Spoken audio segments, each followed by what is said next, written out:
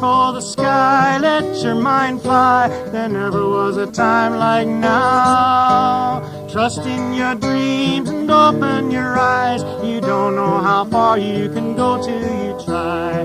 Don't know how far you can go. From the dawn of our days we have looked to the sky, to the stars and the moon and the sun, to answer our questions of where and of why, and just how it all was begun. Reach for the sky, let your mind fly. There never was a time like now. Trust in your dreams and open your eyes. You don't know how far you can go till you try. Don't know how far you can go. Baby birds in their nests learn to read the night sky for signs in their yearly migration. Humankind dared to wander the seas of the earth with the art of celestial navigation.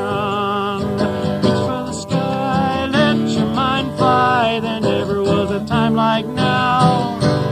So trust in your dreams and open your eyes. You don't know how far you can go till you try.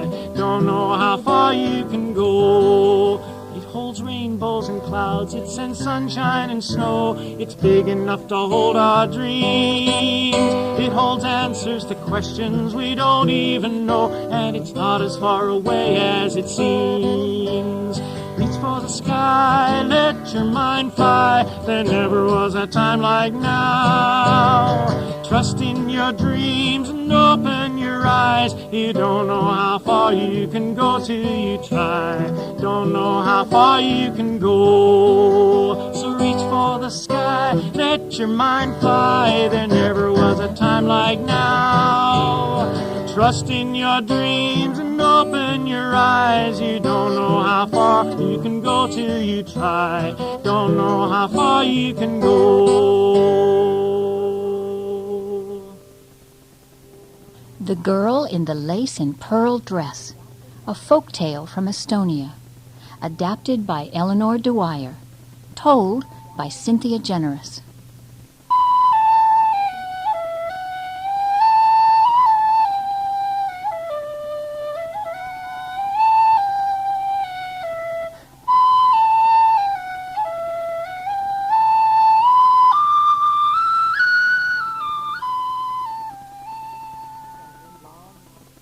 When the world first began, long, long ago, there was a pretty girl named Lindu who lived in the sky and took care of all the birds.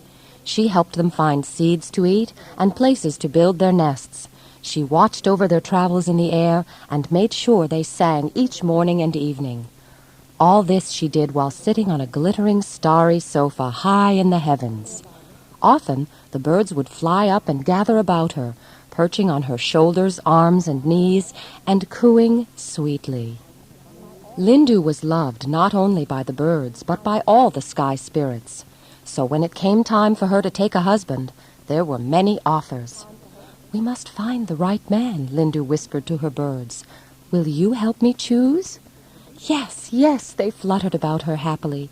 "We will call for suitors and help you choose." So Lindu sat on her starry sofa in the sky and prepared to receive the many suitors who wished to marry her. The North Star was the first to propose. Because he could not leave his post at the North Pole of the sky, he sent a messenger to pledge his love for Lindu. The messenger drove a huge sapphire-blue coach pulled by 6 glass horses, and he brought 10 beautiful gifts for Lindu.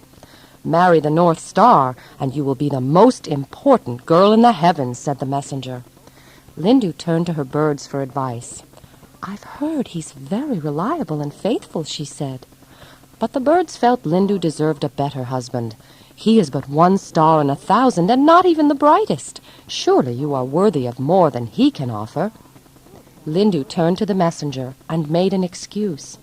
"I cannot marry the North Star, for he must always stay at his post, and I would have to stay there with him. I could not care for the birds, for it is so cold at the North Pole no birds can live there." The North Star's messenger drove away into the cold night, and Lindu waited on her starry sofa for the next suitor.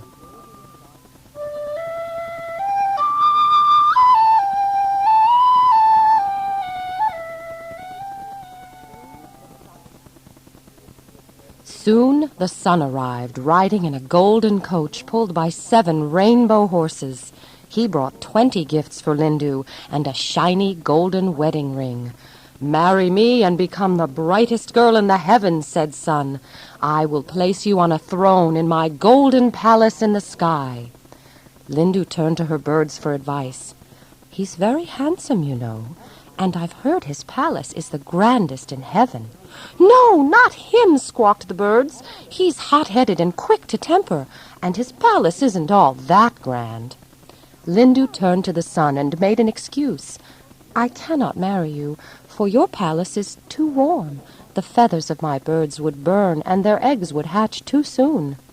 The sun drove away to his perch high in the sky, and Lindu waited on her starry sofa for the next suitor.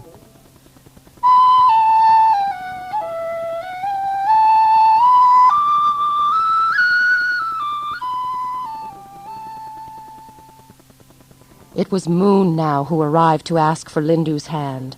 Moon came in a silver coach pulled by 8 crystal horses, and he brought 30 beautiful gifts. "Marry me," said Moon, "and you will travel the heavens in my silver coach, faster than the stars can go or the sun can move." Lindu turned to her birds for advice. "He's very charming, you know, and it would be fun to sail across the sky so quickly." "No, not him," squawked the birds. "He wears too many faces and would be a most deceitful mate. He can't make up his mind who he wants to be." Lindu turned to the Moon and made an excuse. "I cannot marry you, Moon. You are always changing faces, and your brightest face would confuse my birds as they flew." Disappointed, Moon drove off in his silver coach, and Lindu waited on her starry sofa for the next suitor.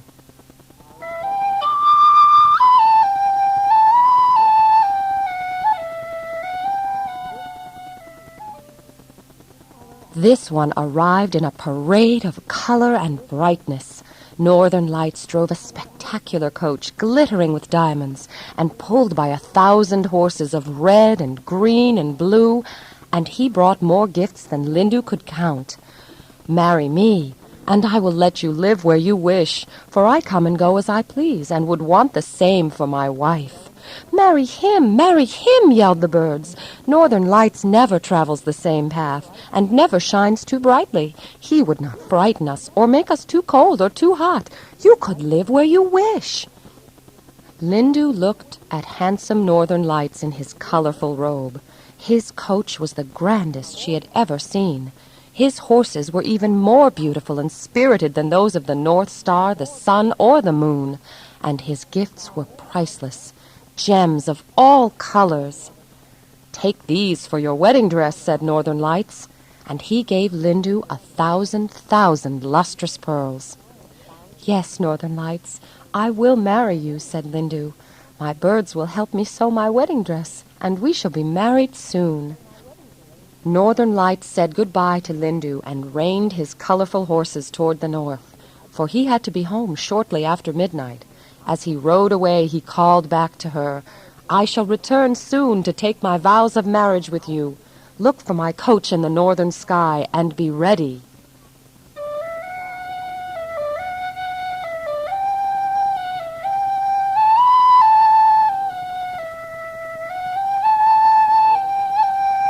While Lindu waited for Northern Lights to return, she made her wedding dress of lace and pearls. The birds helped, each carrying a pearl in its mouth to be sewn on the beautiful white lace gown.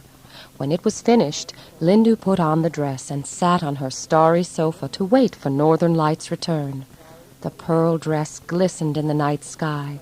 Lindu's lace veil swirled off the sofa and shimmered a long trail of brightness from north to south. She was truly the loveliest bride the birds had ever seen. Sun and Moon were filled with envy that Northern Lights had won Lindu's hand. He would have such a beautiful wife. North Star was a friend to Northern Lights and could only say, "The best man won." Lindu waited patiently in her pearl and lace wedding dress for Northern Lights to return. She waited through the remainder of winter and through all of spring.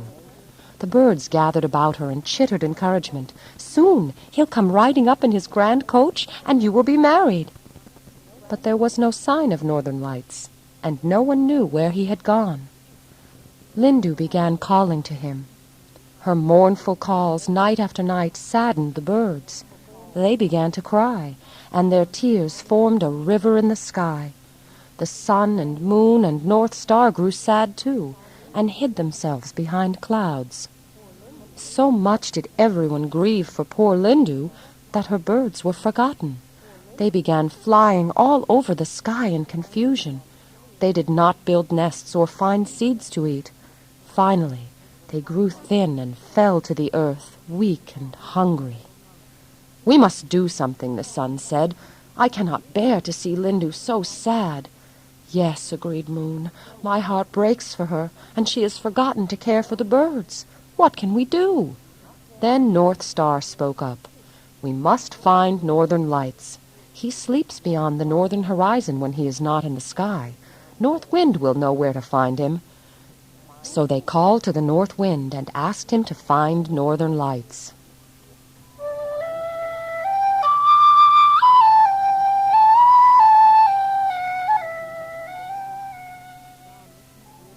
The next evening, Northern Lights appeared on the horizon, the colorful streamers of his robe whipping in the cold night air.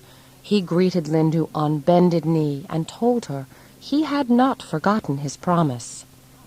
"Sometimes I grow very tired and must sleep. There is no one in the north to wake me, except the North Wind. He is forgetful and often lets me sleep too long." He stretched his long fingers across the sky and touched Lindu's beautiful dress.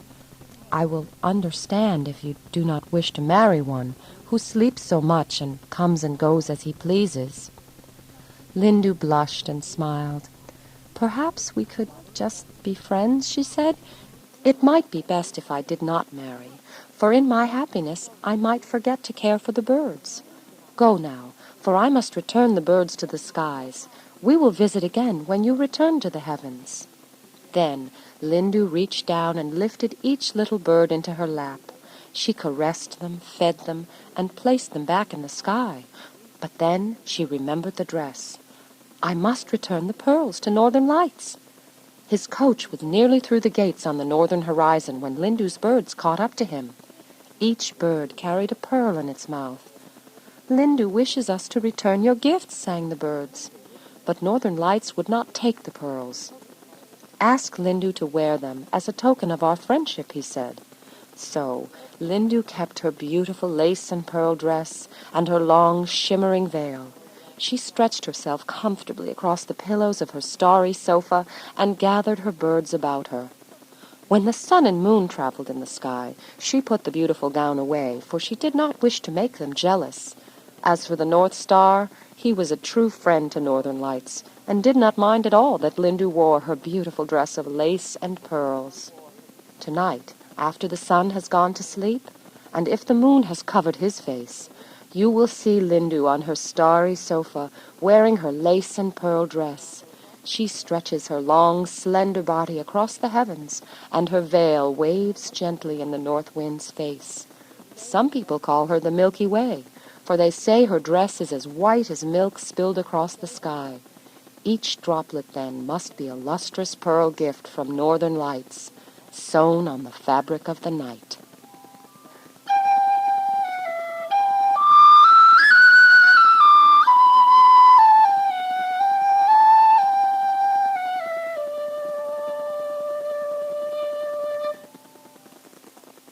Sky Pictures, a poem by Eleanor Dwyer, adapted from images created by 6th graders at Westside Middle School in Groton, Connecticut.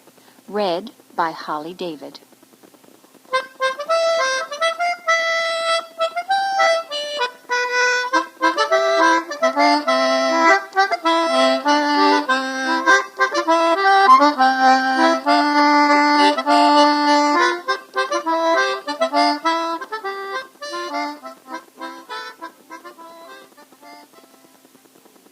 I wish clouds were whipped cream mounted high, or plump woolly lambs floating by. Some look like mashed potatoes piled up. Too bad they're not marshmallow fluff in a cup. Rain might be the clatter of heaven's broken glass, or astronauts with squirt guns shooting fast. It reminds me of lawn sprinklers out of control. Maybe it's the sky dog's spilled water bowl.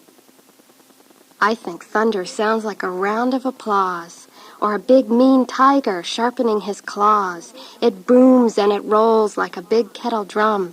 Could it be angels popping their gum? Hail must be a very big ping-pong match, though it looks like little bird eggs about to hatch. I wish it were gumdrops fallen from a candy plane or scattered shots in a children's marble game. The north wind feels like a giant's weary sigh. Perhaps it's 1,000 horses riding in the sky. Often it reminds me of a tea kettle's hot steam. Wind must be a dandelion's favorite dream. Fog is like a bride's veil on her wedding day. Paul Bunyan's pipe smokes fog ashy and gray. Maybe it's cobwebs hanging from an airy ceiling. Some people say it's a giddy, unsure feeling.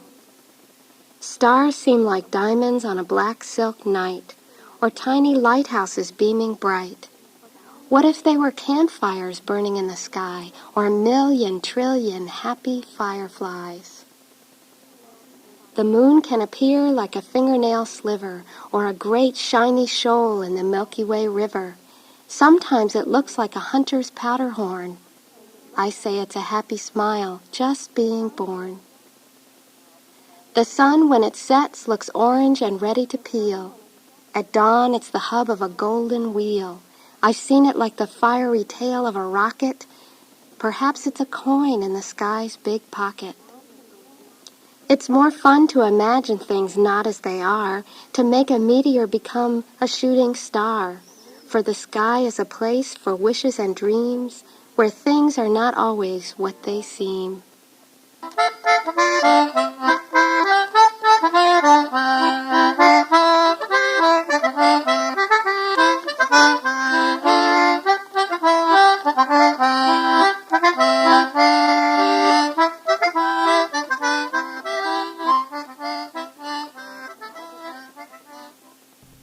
How the Bears Got in the Sky, an American tale by Eleanor Dwyer, told by Paul Opecco.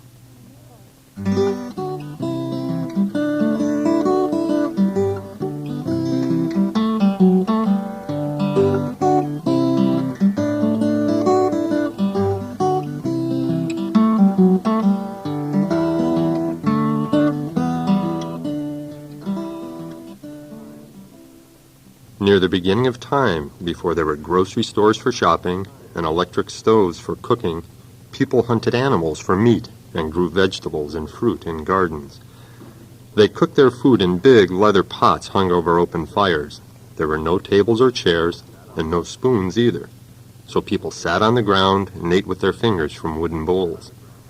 Many good things were cooked in the leather pots, but everyone's favorite was Bubbly Bear stew, a thick and hearty blend of onions, potatoes, squash, and tender chunks of bear meat. Baby bear meat was the best because it was very, very tender, but any bear meat would do. In those days there were a lot of bears in the forests. Brown bears, black bears, grizzly bears, panda bears, even polar bears, but no teddy bears. The biggest and cleverest and most beautiful of all the bears was Ursula. Her fur was silky brown, her eyes shone like the black pebbles in a stream bed, and her paws were bigger than a snapping turtle's shell. When she stood up on her hind legs, her head reached into the trees. Ursula had heard about Bubbly Bear stew and was always alert for hunters in her part of the forest. Her mother had often told her the sad story of how her Uncle Burley had been caught by hunters and made into Bubbly Bear stew, how his hide became a blanket big enough to cover 7 people, and how the people smeared on their bodies the smelly bear grease from his fat shoulder hump. It kept away mosquitoes. Surely the hunters prefer a baby bear with tender meat, Ursula's mother had said, but any bear will do. Be careful, Ursula Bear, or you'll end up in a stew. Ursula did not want to spend time in a leather cookpot with chopped vegetables, so she hid in the deepest and darkest parts of the forest, hoping the hunters would not find her. Whenever she walked about, she kept her black nose upturned, sniffing the air for the scent of bear hunters smeared with Uncle Burley's smelly grease.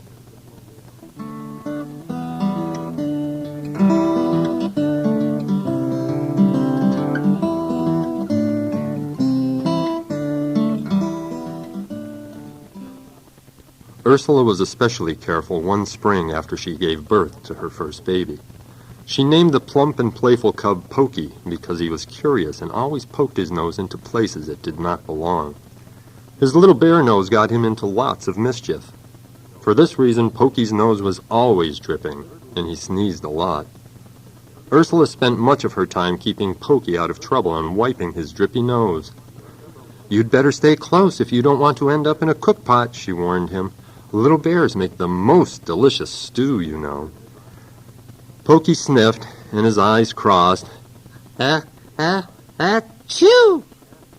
Ursula wiped his nose with her hanky and hugged him, which made him smile the happiest of smiles.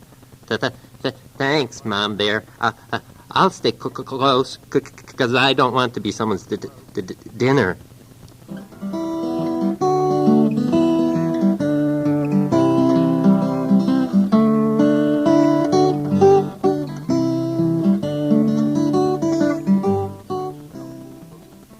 As things turned out, Pokey was glad he stayed close to his mother, for one day in late summer, while they were bathing in a cool stream, Ursula heard footsteps. The soft pad of moccasins on the pine needles of the forest floor. She smelled something horrible, too, like Uncle Burley's grease smeared on people. "Quickly," she called to Pokey, who was splashing in the stream and chasing fish. "Jump on my back. There are hunters in the forest." Pokey climbed onto his mother's big, round back and wrapped his paws around her neck so he would not slide off. The cold stream water had made his nose especially drippy. "Go, Mom Bear," he yelled, and then he sneezed, "Achoo!" which gave Ursula just enough extra push to propel them out of the stream.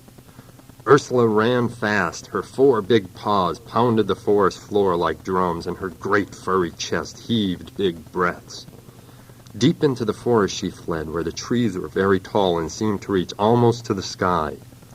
Pokey could hear the moccasins of the hunters close behind. Arrows whizzed by his head, and he yelled for his mother to go faster. "Run, Mom Bear! They're right behind us!" But Ursula was getting tired. Her legs moved slower and slower. Soon it seemed as if the hunters were right on her heels. Pokey buried his face in his mother's fur and began to shiver. The thought of being made into bubbly bear stew was scary.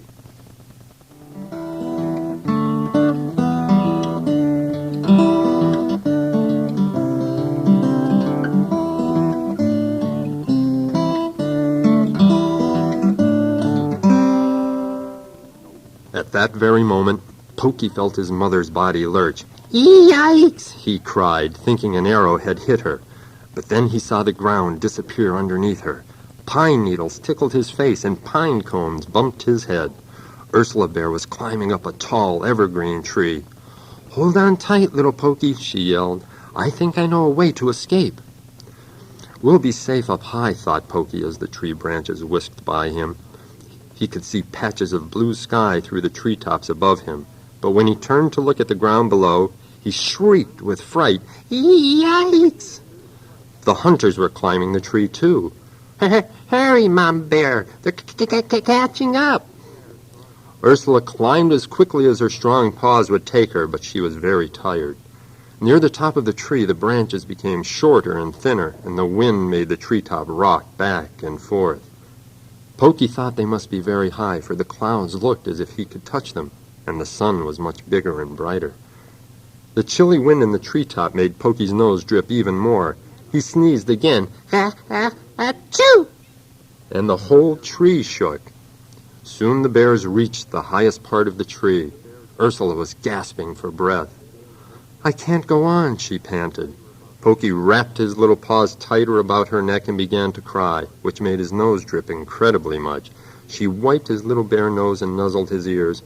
"Oh, don't worry, Pokey Bear. I think the hunters are afraid to climb this high. We'll be safe up here." But when Pokey dared to look down again, he saw the hunters slowly making their way up the tree. They did not seem afraid to climb so high.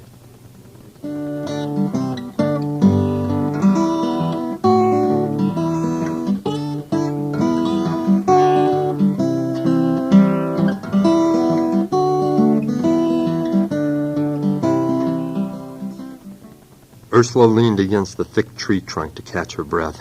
"I'm so tired. Let me rest just a moment," she whispered, laying her head on a knot in the tree trunk. She thought it was a knot. Pokey thought it was a knot. But it was not a knot because it moved, fluttered to be more exact, and it made a strange sound. "Hoo! Hoo-hoo! Yikes!" Pokey Bear yelled, burying his face in his mother's fur a second time. "Oh, don't be afraid, Pokey Bear," said his mother. She wiped his drippy nose again. "It's only an old owl. We woke him from his daytime nap. We didn't see him because he's the same color as the branch." The old owl ruffled his gray feathers and blinked.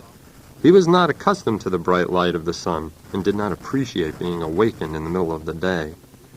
Just then, Pokey sneezed, loud. "Ha, ha, ha, shoo!" Old Owl's eyes were wide open now, but he could not see well, for owls see better in the dark. He flapped his wings and muttered, "What's all the ruckus? Who's there?" "We're sorry, Old Owl," said Ursula Bear. "We did not mean to disturb you. We are two bears, a mother and a baby, being chased by hunters.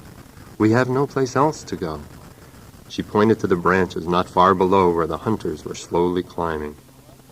Old Owl stretched his wings and shook his head. Pokey Bear dried his eyes and sniffed loudly. He smiled meekly at the owl. What are you waiting for?" asked Old Owl impatiently. "Jump into the sky before those hunters catch up to you." The bears looked above them at the great blue sky. They looked at Old Owl, who was now yawning and blinking his eyes sleepily. They looked at each other. Pokey sniffed. He almost sneezed. "Ha, ha, ha," but didn't. Could we really jump into the sky, Mom Bear?" The idea sounded fun. "I suppose we could," said Ursula Bear, "but you must hold on very tightly, and I must jump higher than ever." Pokey promised to hang on tight. They turned to thank Old Owl and say goodbye, but he was already asleep. So, with Pokey on her back, Ursula prepared to make the biggest jump of her life. And wouldn't you know it, the moment she gave a bear-sized push with her hind legs, Pokey sneezed the biggest sneeze of his life. "Ha, ha, ha, choo!" Together they leaped up into the sky and grabbed hold of a cloud. That was fun, Mom Bear," laughed Pokey as he clung to her back, trying not to look at the earth far, far below. The hunters were angry that the bears had escaped and shot their arrows into the sky. But Ursula and Pokey drifted away with their cloud, safe at last. "Well, wow," said Pokey, crawling off his mother's back and sprawling on the soft white cloud. "This is living, but what do we do now?" "I'm not sure," replied Ursula. "Perhaps the sky spirits will tell us." Pokey began looking all around him. The big blue sky seemed friendly, but soon it would be dark. What then? Sky spirits, Mom Bear?" His mother wiped his drippy nose and cuddled him. "Shush now, little Pokey. It's time we took a nap. We've had a simply terrible morning, and I'm so tired." She stretched out her big furry body on that cushiony cloud and began to snore.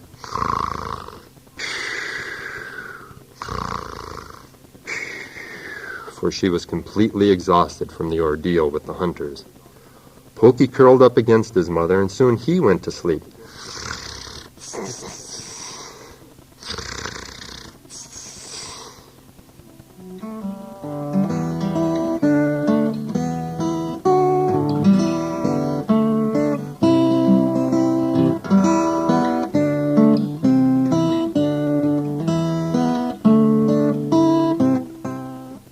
Hours later, when Ursula Bear finally awoke, the sun was nearly set in the west and the stars had begun to twinkle. She leaned over the edge of the cloud and looked at the earth far below. Everything was white and frozen. "Pokey, wake up! We've gone to the northern lands." Little Pokey yawned and stretched and tried to cuddle against his mother's soft, warm chest for another nap. In a flash, he realized what she had said. The northern lands? The place where there's snow? Yippee! Pokey looked down on the frozen world below and giggled. They had traveled a long way. The northern sky was filled with pretty, twinkling stars, and the northern lights were whirling over the horizon like colorful ribbons. It was all so pretty and new, but Pokey had a strange feeling that many eyes were staring at him. He nuzzled closer to his mother. She wiped his little bare nose, for it was dripping miserably in the cold night air. "Those are the eyes of the sky spirits," said Ursula, patting Pokey on his little bare head. "They won't hurt us, but we must be careful not to bother them." As the night grew darker, Pokey could see the forms of the sky spirits, with bright stars outlining their bodies. Overhead he saw a great white horse with golden wings galloping across the heavens. To the east was a shaggy lion with a mane the color of the summer sun. In the west a scorpion stood ready to strike with its pointy stinger. And very close by was a hideous dragon with red eyes and a long whipping tail. "Tell us where we should go, sky spirits," said Ursula. "The sky is so big and dark, and we need a home away from the bear hunters. Surely there is room somewhere in the heavens for 2 bears." The flying horse reared and snorted, pawing the night sky with his hooves and flapping his golden wings. "There's no room in my part of the sky. Go ask the lion," and he galloped away into the night. "Stay out of my way," growled the lion, shaking his bushy mane. "I am the king of the heavens and have my own special place. No bears are allowed in my presence. Go ask the scorpion." Whip, whip went the scorpion's tail when she saw the bears approaching. "Don't bring that pesky little drippy-nosed bear into my patch of sky," she warned. And to Ursula the scorpion said, "You're too big to fit any place but the north. Go ask the dragon to give you a space." The bears looked at each other. Ursula sighed. Pokey shivered. His mother wiped his little bare nose again, for it was dripping worse than ever. "I don't think that the dragon is going to want us, Mom Bear. What do we do now?" But Ursula could only shrug. She pulled Pokey close to her chest and wrapped her big paws around him. He was shivering, but more from fright in the cold night air. "At least we didn't end up in a bubbly bear stew," she reminded him.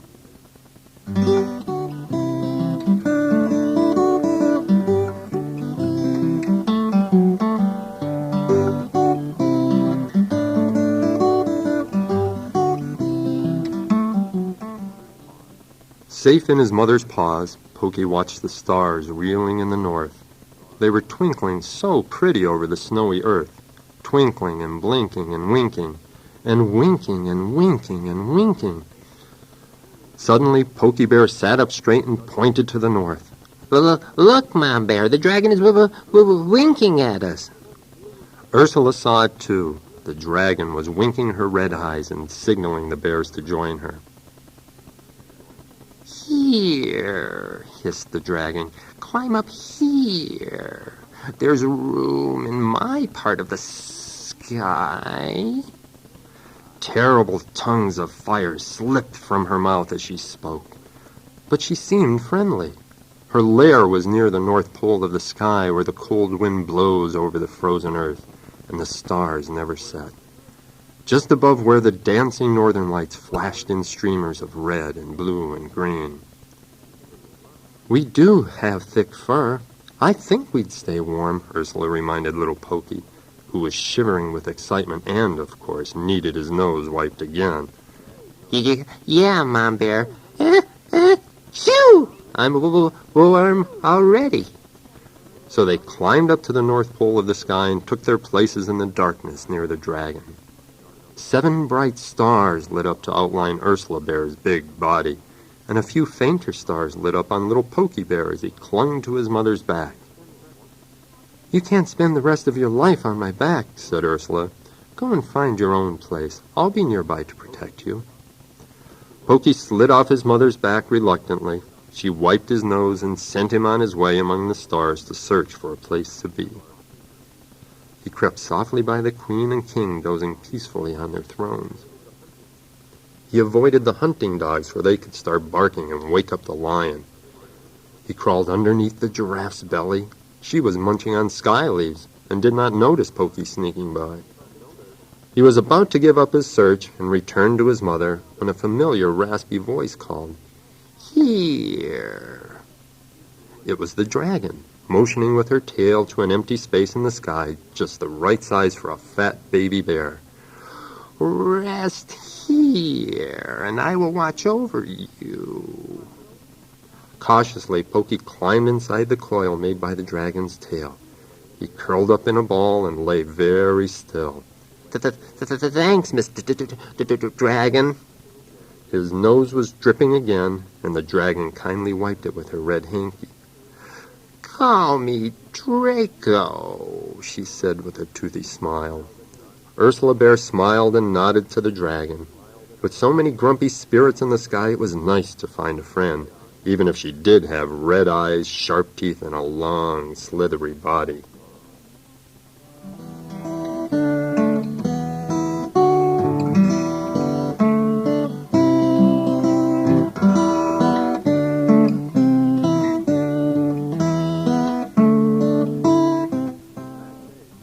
And since that day, the bears have lived with the dragon in the cold northern sky, where they never have to worry about greasy, smelling hunters or bubbly bear stew. Little Pokey Bear plays happily inside the dragon's lair with the beautiful North Star tickling the tip of his stubby bear tail. Sometimes he sneezes so loud it rumbles over all the earth and wakes up the people. Big Ursula Bear walks in a giant circle around her precious baby, keeping watch for trouble. She has to wipe Pokey Bear's nose often, for it's very cold in the northern skies. But she doesn't mind. Mothers are like that, you know. Sometimes, on chilly autumn nights when Pokey Bear is safely asleep in his starry bed, Ursula glides down near the earth to say hello to Old Owl. She likes to tease the bear hunters, too, and always leaps back into the sky before they can catch her. They're still sitting in the top of that tree wondering how the bears got into the sky. And you know, clever Old Owl says he will never tell.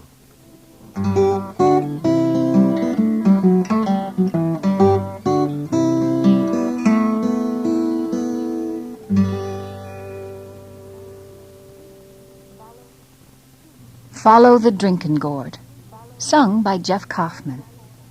In the years before and during the Civil War, many slaves found their way to freedom in the North by way of the Underground Railroad. It wasn't a real railroad, of course, but a network of people who believed in emancipation and would hide those seeking freedom and then guide them on their way.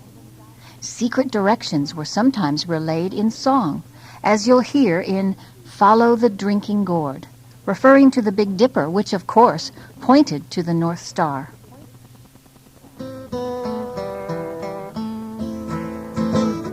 Follow the drinking gourd, follow the drinking gourd, for the old man is a-waiting to carry you to freedom. Follow the drinking gourd. When the sun comes up and the first quail calls, follow the drinking gourd, for the old man is a-waiting for to carry you to freedom. Follow the drinking gourd, follow the drinking gourd, follow the drinking gourd, for the old man's a-waiting for to carry you to freedom. Follow the drinking gourd. The river bank will make a mighty good road, dead trees will show you the way. Left foot's pegged foot's traveling on, follow the drinking gourd, follow the drinking gourd, follow the drinking gourd, for the old man is a-waiting for to carry you to freedom. Follow the drinking gourd. River river ends between two hills. Follow the drinking gourd. There's another river on the other side. Follow the drinking gourd. Follow the drinking gourd. Follow the drinking gourd. For the old man is a-waiting for to carry you to freedom. Follow the drinking gourd. Follow the drinking gourd. Follow the drinking gourd. For the old man is a-waiting to carry you to freedom. Follow the drinking gourd.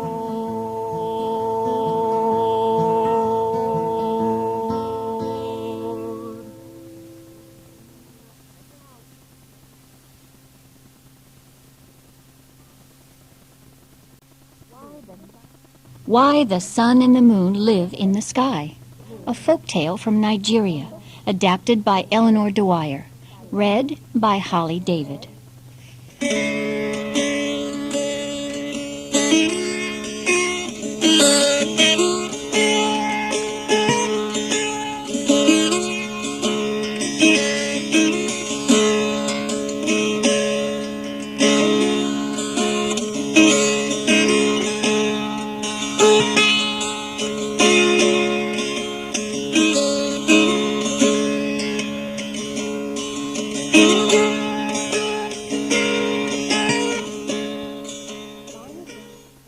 Long ago, the sun did not live in the sky as he does today.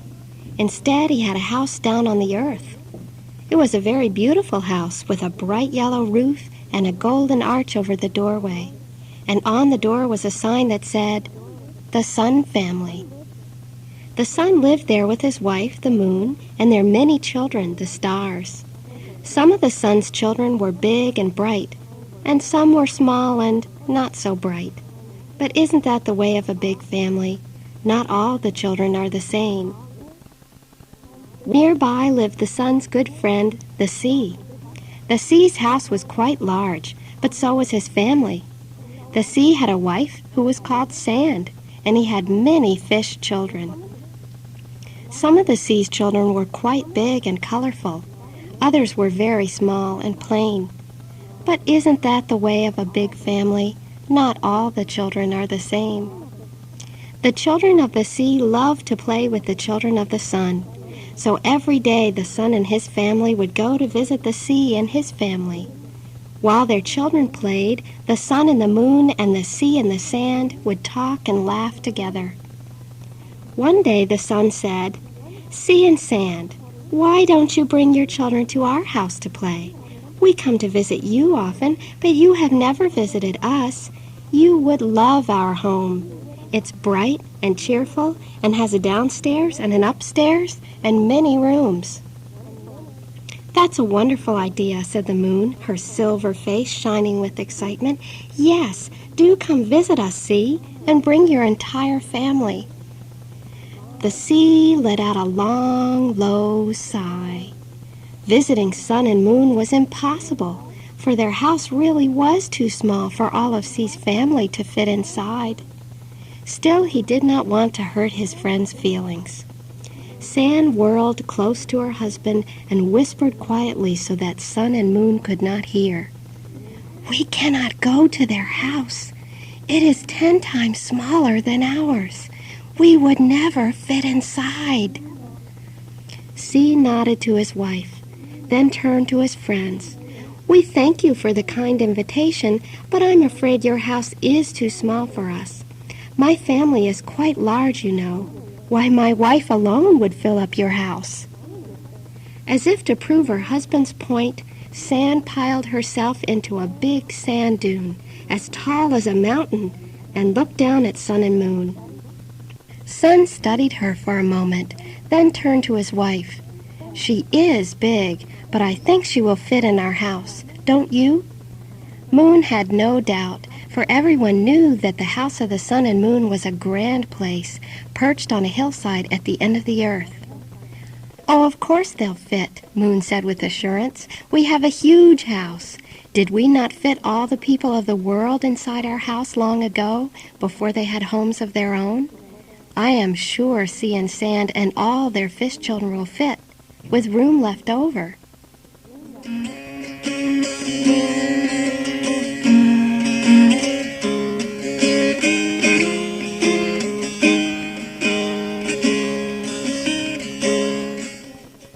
Sea was still worried. He sighed and pulled himself up into a giant blue wave, hovering high over Sun and Moon to show them his immense size. At first they were frightened, but then Sun said, "You will fit, Sea. You can make yourself into any shape you wish. You can fit into our house easily." Sea and Sand looked at each other with doubt, but they finally agreed that the next visit between the families should take place at Sun and Moon's house. After all, it was impolite to turn down such a thoughtful invitation. "We will come," said Sea. "Yes," added Sand, "and our children will come too, but where will you put them?" Sun scratched his yellow face, a little puzzled, then replied, "Why, we'll put them in our children's rooms. We have as many star children as you have fish children. They will all fit, I'm sure." So it was agreed. Sun and Moon gathered their star children and went home, happy to know that Sea and Sand and their fish children would be visiting soon.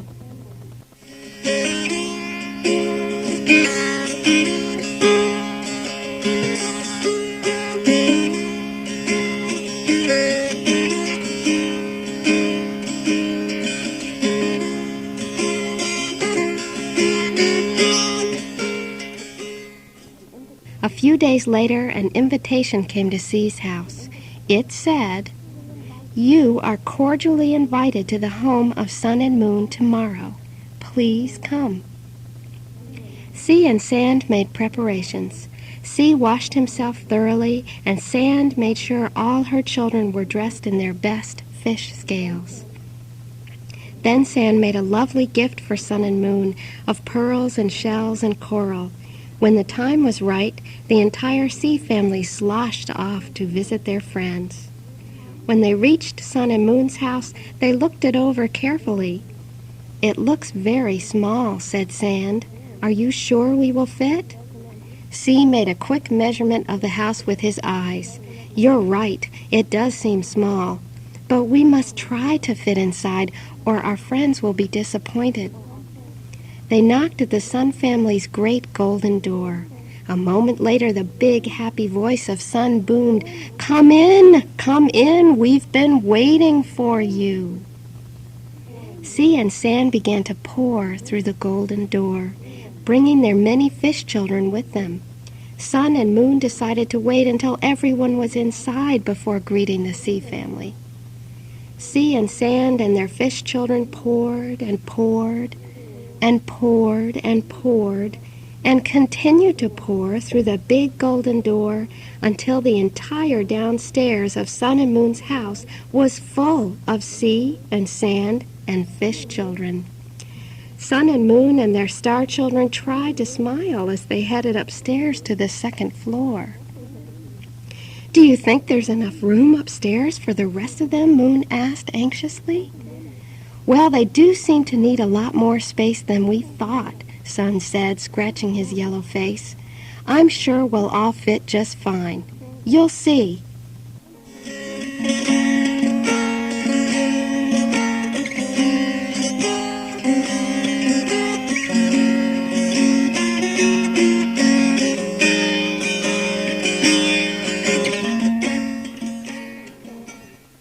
Sea and Sand and their fish children soon filled up the downstairs and began sloshing up the steps to the second floor.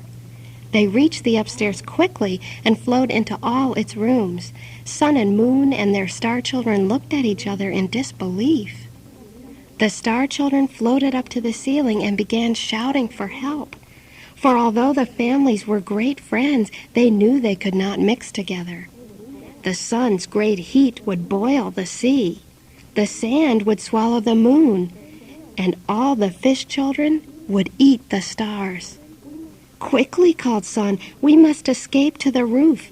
They truly are too big to fit in our house.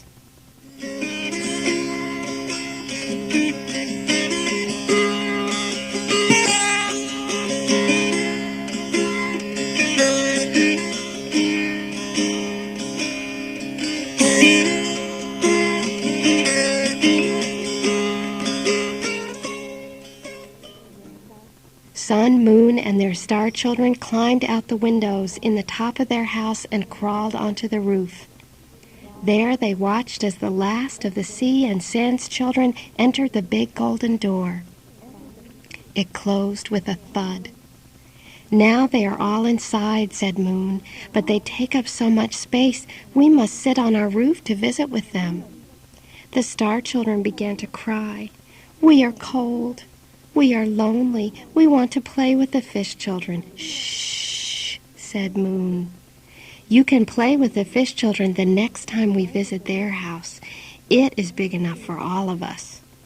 She nodded to Sun, who agreed with what she said. Yes, next time. You can play with the fish children next time. Just then the house began to tremble. Its doors rattled and the walls shook. The roof began to move under Sun and Moon and their star children. Oh no, everyone heard Sea cry. Sand is going to sneeze. Before Sun and Moon and the star children could leap from their roof, Sand let go with a great achoo! The roof lifted off the house and flew up into the black night, where it landed with a crash. Sun flew over the horizon and Moon landed high overhead. The star children were scattered all over the sky.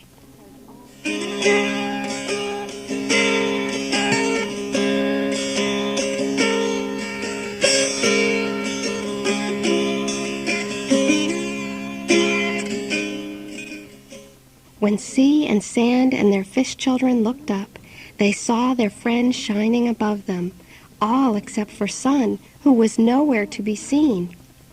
Are you okay up there? Called Sand. I am sorry I sneezed so hard. Moon and her children called back to their friends on Earth. We are fine. It's rather nice up here. We can see the whole Earth and there is plenty of room to move about. Just to show Sea and Sand and the fish children that it was true, Moon and her little star slowly moved across the sky. One little star streaked by very quickly, just to be a show-off. But where is my old friend Sun? Asked Sea, a bit distressed that he could not see his bright companion. Oh, he will be here soon, assured Moon. He's just gone over the horizon for a while. And Moon was right. For a short time later, the sky began to glow in shades of orange and pink, and Sun came gliding up behind the trees. He lifted himself higher and higher and called to Moon, Put our children to bed now. They can come out and play later. So Moon put the star children to bed while Sun strutted across the sky. This is great, he called to Sea and Sand and their fish children far below. Thank you for taking up too much space in my house. Sea and Sand and their fish children went back to their home, and all the world was happy because everything and everyone had a big enough place to be.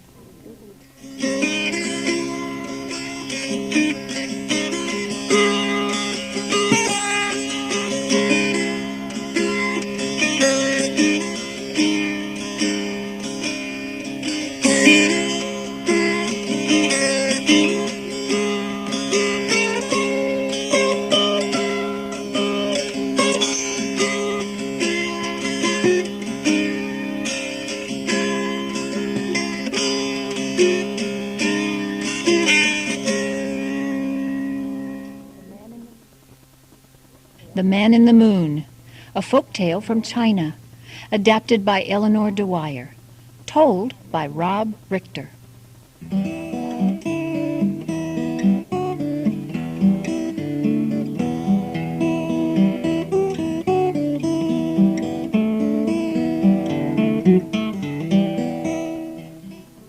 Have you ever seen The Man in the Moon? On a clear full moon night, look for him. He seems to be sitting on the moon with his chin propped on his hand. He's sad. Sad because he once was very greedy and let his selfishness reach all the way to the heavens. Here's how it happened. Long ago on a hillside in a tiny village lived two men. They were poor and had to work very hard to keep their families clothed and fed. Each man woke before dawn every day, ate breakfast, then went to the fields to tend his crops. In the evening the two men walked home together, tired and hungry. The men were very good friends, though it was hard to imagine, for one was kind and generous, while the other was scheming and greedy. The kind man always saw the good things in his life and spoke well of everyone. "My home is warm and comfortable, and my family is healthy and happy," he would say, smiling. "You are a fool," the greedy man would answer. "Our homes are shabby huts made of sticks, and our families go about in rags, always crying and hungry." The greedy man was very unhappy with his life. He saw nothing good about it, and his family was unhappy too, as any family would be with such a greedy father.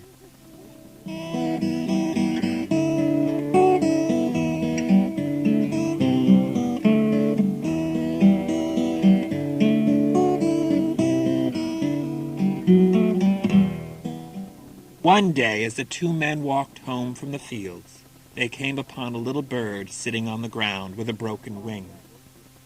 It could not fly away and fluttered helplessly in the dust, letting out weak cries for help.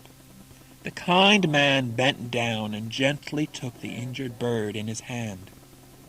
"I will take you home and mend your wing," he told the bird, and he cuddled it softly against his chest. "Fool! Why do you bother with a silly little bird?" the greedy man asked. "It is of no importance. It will never fly again. Leave it in the dust to die." But the kind man paid no mind to his friend's bitter words. He took the little bird home and cared for it until its wing was strong. A few weeks later, on a warm spring morning, he took it outside his home and let it fly. The little bird flapped its healed wing up, up, up, and landed on the branch of a peach tree, which had just burst into bloom. "Fly well, my little friend. Fly back to your nest and your family," said the kind man as he waved goodbye to the little bird. But instead of flying away, the bird looked down at his friend and spoke. "You have been very kind to me when others were not. Let me repay you with this gift." The little bird flew down from the limb of the peach tree and landed on the kind man's arm. In its beak was a small cucumber seed, which it gently placed in his hand. "Plant this seed and water it well. It will bring you good luck." And with that the small bird flew away. The kind man stared at the tiny cucumber seed for a very long time. Then he did as the little bird had said, planted it and watered it carefully. "What a stupid fool you are," laughed the greedy man when he saw his friend tending the little mound of earth where the cucumber seed was planted. "Of what value is one seed when you have to work so hard to take care of it?" The kind man himself wondered how the seed would bring him good luck, but he cared for it just the same. It was a gift, the kind man reminded his friend. A gift, no matter how small, should be treasured.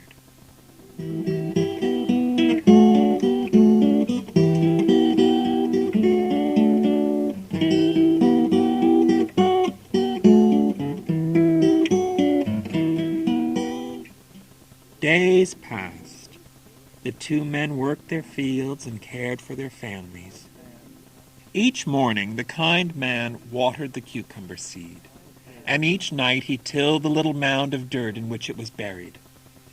Soon a tiny sprout pushed up from the ground, and it grew into a hardy green vine. Yellow blossoms burst from its stems, and when these wilted away, huge green cucumbers grew on the vine. The man's wife thought it was the loveliest cucumber vine she had ever seen. His children waited impatiently for the cucumbers to ripen, knowing how cool and delicious they would taste. "Ha!" laughed the greedy man when he saw the cucumber vine heavy with fruit. "If fat cucumbers are the only reward you get for mending broken bird wings, it's better to leave them by the roadside."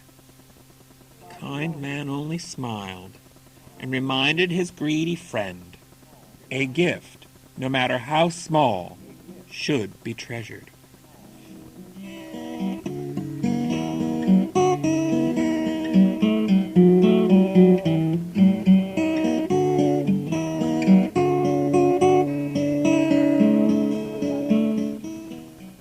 Day by day the cucumbers grew until one evening the kind man announced that one cucumber, a very large green one, was ready to be eaten.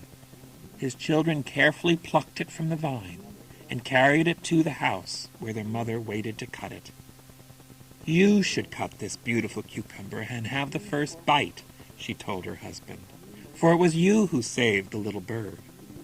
The kind man agreed. He took the knife from his wife and lay it against the cool, dark green skin of the cucumber and began to cut. The cucumber skin was very tough and would not cut.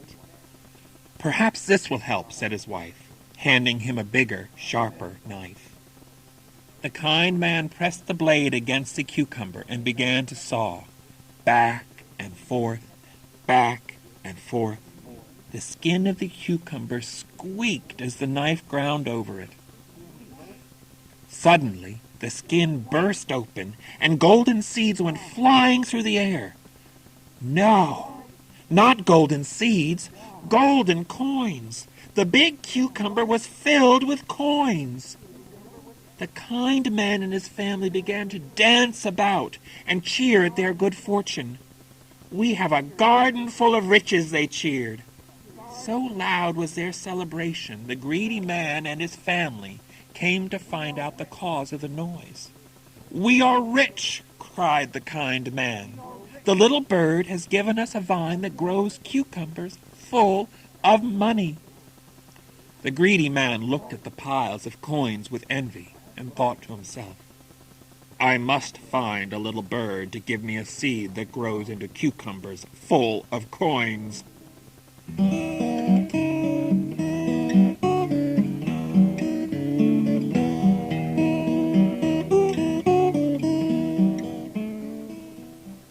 The next day, the greedy man searched everywhere for an injured bird, in his yard, on the path to the field, and in the field itself. While the kind man worked, the greedy man scoured the field for a bird with a broken wing. "You fool," he shouted to the kind man. "Why do you work in the field when you are rich? Go home and count your coins." The kind man smiled and swabbed the sweat from his brow. "I have divided my riches among all my friends," he replied. "Your family has a share. It's better that all of us have a little than one of us has too much." The greedy man fell to the ground and rolled with laughter. "You truly are a fool. A silly little bird makes you rich, and you give away your coins?" The kind man smiled and went back to work. Perhaps his friend would someday realize that happiness, health, and friendship were the most important riches of all.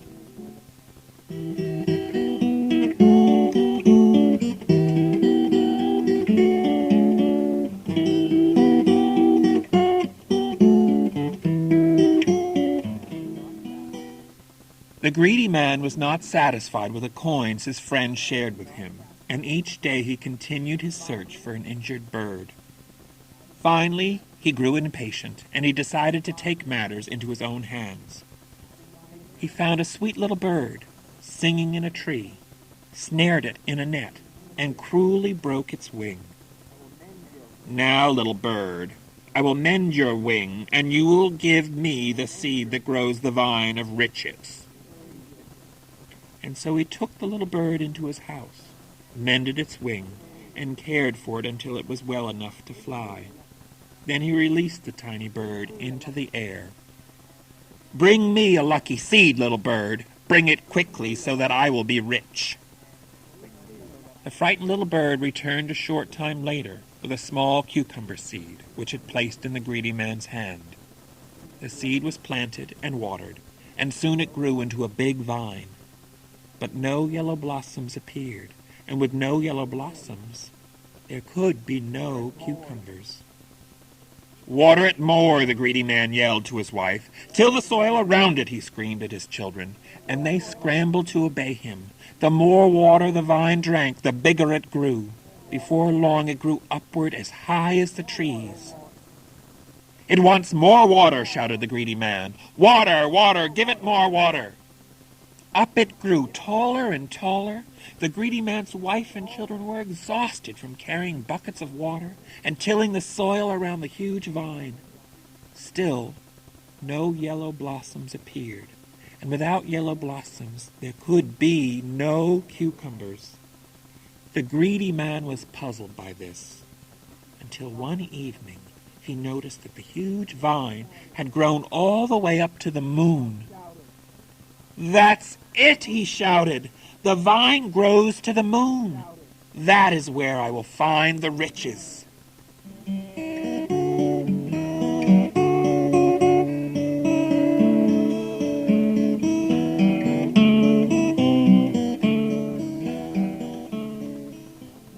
Hurriedly, the greedy man stepped onto the vine and began to climb. He climbed for hours, and still the moon seemed far away. He climbed above the trees, then above the clouds, and far up into the cold emptiness of space. After 10 days of climbing, he finally reached the moon. "So big and bright and shiny," he remarked as he stepped off the vine onto the moon. "And now, where are the coins?" Except for a few rocks, the moon was empty and silent. The greedy man looked in every direction, but still he saw no coins. "They must be hidden under the rocks," he said. He overturned the moon rocks, one by one, but found no coins. Then he fell on his knees and began digging. "Perhaps the coins are buried." The greedy man made many holes in the moon. When he found no coins, he stood up, looked back at the earth, and shouted, "Stupid bird! I mended your wing. Where are my coins?" The greedy man decided he would climb back down to earth and find the bird.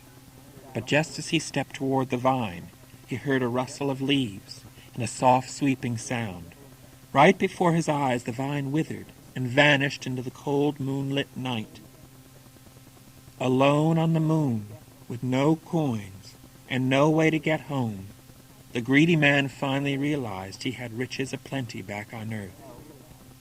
Happiness, health, a family and friends. "I am the biggest fool of all," he said to himself.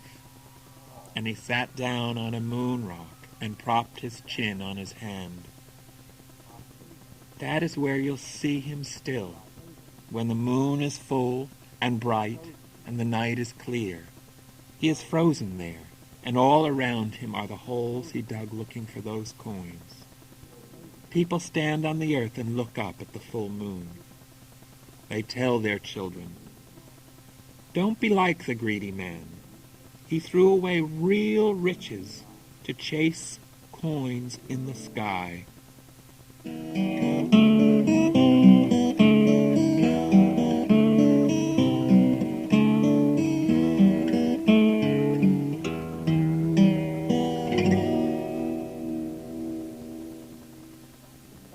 Why Lightning Streaks Across the Sky, a folk tale from India, adapted by Eleanor Dwyer, told by Dottie Selden.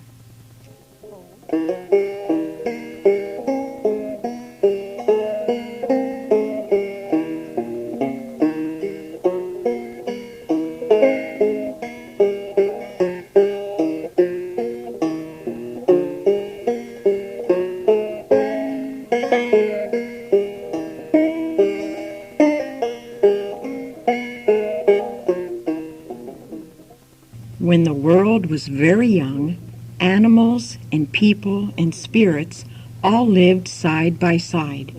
They spoke the same language, ate together, played together, even shared the same houses. Best of all, they all got along together, all except for Thunder and Tiger. They did not like one another, but since they were the only two among thousands, the world was still a peaceful place. There were many festivals and celebrations in the world at this time. The animals and people and spirits looked for any excuse to come together for food, games, and fun. They celebrated each other's birthdays and anniversaries. Weddings were big occasions, as were the first days of the seasons, which they called solstices and equinoxes. But the biggest celebration of all came in the spring, when the first green shoots popped up through the earth and the trees burst into bud. It was a time of warmth and friendship, of coming out of winter lodgings to cavort about in new clothes, play games, feast, and show off special possessions.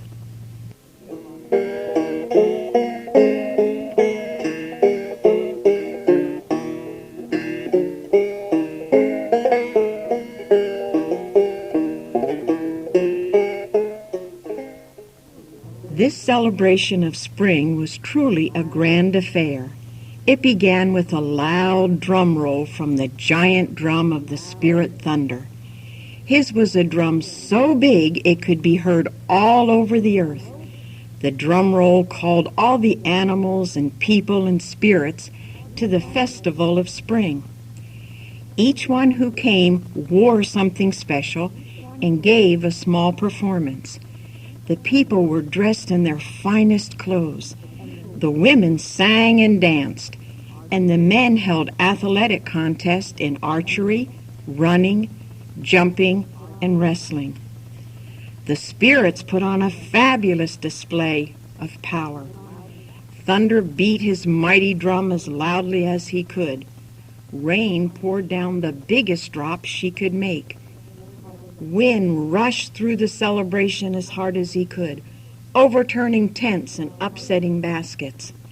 Sun allowed Moon to eclipse his face, and Moon made her face big and bright and shiny.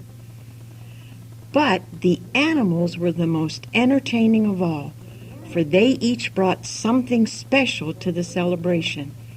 Everyone looked forward to the animals' parade. It was the greatest event, so colorful and noisy and fun.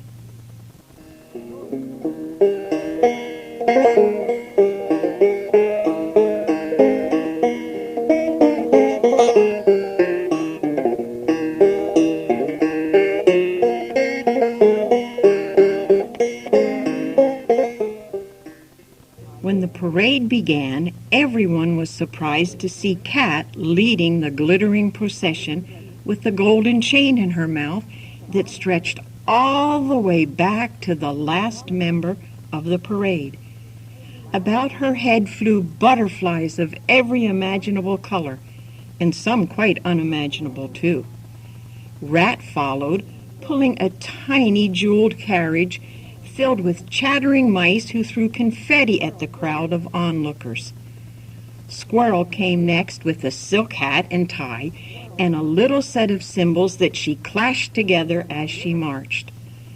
Owl hobbled along behind her wearing a long polka-dotted scarf and playing a mournful song on a hollow reed. Next came Cobra with his great flared hood and flashing ruby eyes. He flicked his emerald tongue at everyone he passed. Ox pulled a plow of shiniest bronze, behind which Elephant walked with a tapestry slung over her back of finest weave and colors. 7 monkeys rode on the tapestry, throwing fruits and candies to the crowd.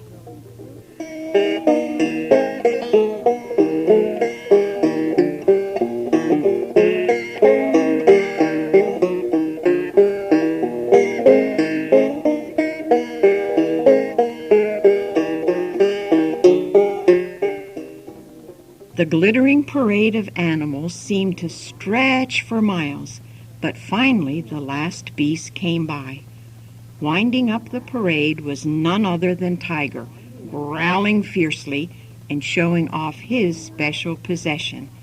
The crowds cheered to see him, and they thought his act was grand. Tiger carried a great silver sword, so big that when he raised it up, it reached into the sky. The handle of the sword was encrusted with pearls and diamonds, and its scabbard was a polished sheath of purest, shiniest silver.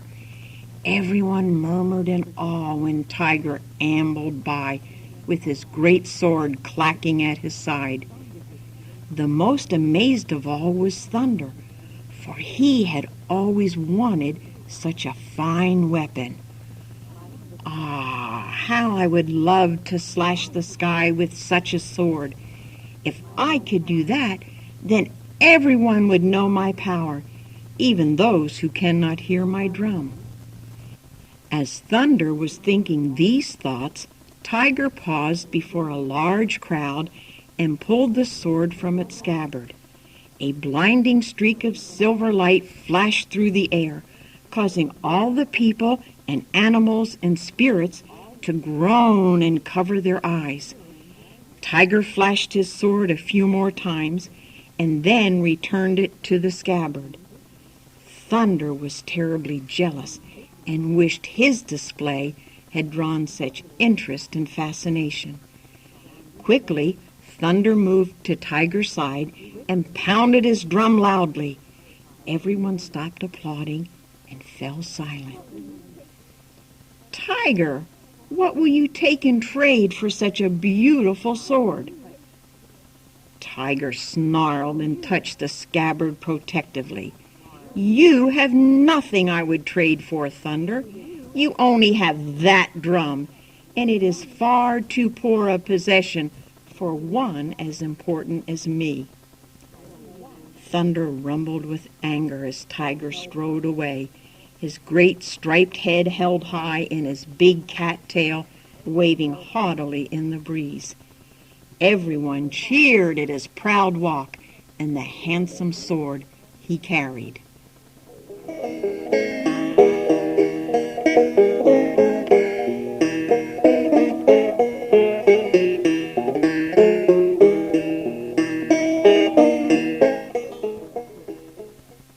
"I must have that sword," Thunder muttered to himself. Carefully, he crept along behind the crowd of parade watchers until he came to a turn where a tree hung over the road. Carefully, so that no one saw him, Thunder climbed into the tree and waited for Tiger to pass beneath him. "Roar! Roar!" Tiger growled as he strutted by the cheering crowds. "Finally, I've done it," he thought to himself. "I've outshone that arrogant and conceited Thunder, for I have a sword more beautiful and powerful than Thunder's great drum." But just as Tiger passed beneath the tree, there was a great scuffle overhead, and Thunder leaped down upon him. Before Tiger knew what had happened, Thunder grabbed the sword and jumped back into the sky. But as he leaped upward, the sword struck the tree and split it in half. Tiger barely escaped before the trunk came crashing to the ground. "Aha!" Thunder laughed from high above. "You were so busy strutting about with your sword that you forgot how easily I fly through the air. Now the sword is mine." And with that, Thunder beat wildly on his drum and slashed the sky with the giant silver sword. Everyone at the festival ran for cover, for nothing so frightening had ever been seen or heard before. Tiger snarled and scratched at the sky with his sharp claws. At this, Rain whimpered and began to cry. She cried so hard and with such huge drops, the earth was nearly flooded.